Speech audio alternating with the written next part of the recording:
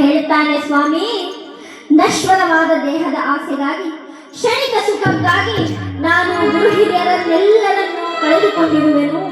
ಈ ಪಾಪಕ್ಕೆ ಪ್ರಾಯಶ್ಚಿತ್ತವಿಲ್ಲವೇ ಎಂದು ಕೇಳಿದಾಗ ವ್ಯಾಸತೀರ್ಥರು ಹೇಳ್ತಾರೆ, ಅಯ್ಯ, ಕ್ಷತ್ರಿಯ ಕುಲಕ್ಕೆ ತಕ್ಕ ಕೆಲಸವನ್ನೇ ನೀನು ಮಾಡುವೆ, ಆದ್ದರಿಂದ ಯಾವ ಪಾಪವೂ ಬರುವುದಿಲ್ಲ.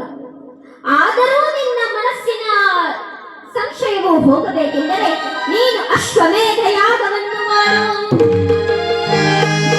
ಹೇಳ್ತಾನೆ, ಸ್ವಾಮಿ, ಅಶ್ವಮೇಧ ಯಾಗ, ಆದರೆ ಅಷ್ಟು ಹಣ ಖರ್ಚು ಮಾಡಲು ನಮ್ಮ ಬಳಿ ಹಣವಿಲ್ಲವಲ್ಲ ಸ್ವಾಮಿ.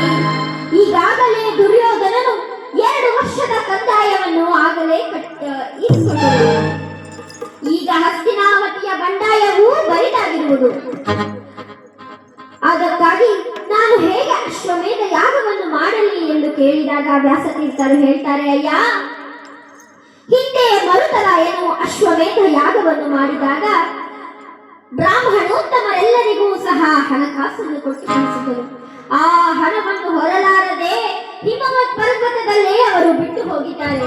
ಆ ಹಣವನ್ನು ತಂದು ನೀನು ನಿನ್ನ ಅಶ್ವಮೇಧ ಯಾಗವನ್ನು ಮಾಡು ಎಂದಾಗ ಧರ್ಮರಾಯ ಹೇಳ್ತಾನೆ, ಸ್ವಾಮಿ, ಒಂದು ಪಾಪವನ್ನು ಕಳೆದುಕೊಳ್ಳಲು ಬ್ರಾಹ್ಮಣರ ದುಡ್ಡನ್ನು ತೆಗೆದುಕೊಂಡು ಮತ್ತೊಂದು ಪಾಪವನ್ನು ಕಟ್ಟಿಕೊಳ್ಳಲೆ ಎಂದು ಹೇಳಿದಾಗ ವ್ಯಾಸತೀರ್ಥರು ಹೇಳ್ತಾರೆ, ಅಯ್ಯ, ಹಿಂದೆ ಪರಶುರಾಮನು ಸಕಲ ಕ್ಷತ್ರಿಯರನ್ನೆಲ್ಲ ಕೊಂದು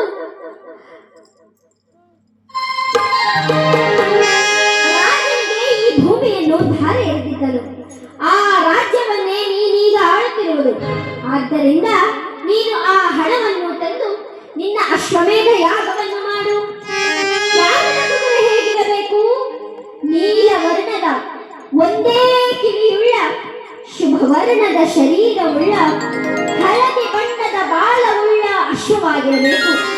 ಅಂತಹ ಅಶ್ವವು ಇಡೀ ಭೂಲೋಕವನ್ನು 3 ವರ್ಷ ಸುತ್ತಾಕಿರಬೇಕು. ಆ ಅಶ್ವವನ್ನು ಹಿಡಿದ ಸಂಗಡ ನಾವು ಅವರೊಂದಿಗೆ ಯುದ್ಧವನ್ನು ಮಾಡಬೇಕು. ಇಂತಹ ಅಶ್ವವು ಭದ್ರಾವತಿಯ ರಾಜನಾದ ಯೌವನಾಶ್ವನ ಬಳಿಯಲ್ಲಿ ಆ ಅಶ್ವವನ್ನು ನೀನು ತಂದು ನಿನ್ನ ಯಾಗವನ್ನು ಮಾಡು ಎಂದು ಹೇಳಿದರು. ಕೂಡಲೇ ಭೀಮಸೇನ, ಅರ್ಜುನ ಮತ್ತು ಋಷಿಕೇತು ಭದ್ರಾವತಿಗೆ ಹೋಗಿ ಯೌವನಾಶ್ವನ ಬಳಿಯಲ್ಲಿ ಯುದ್ಧವನ್ನು ಮಾಡಿದ್ದಾರೆ.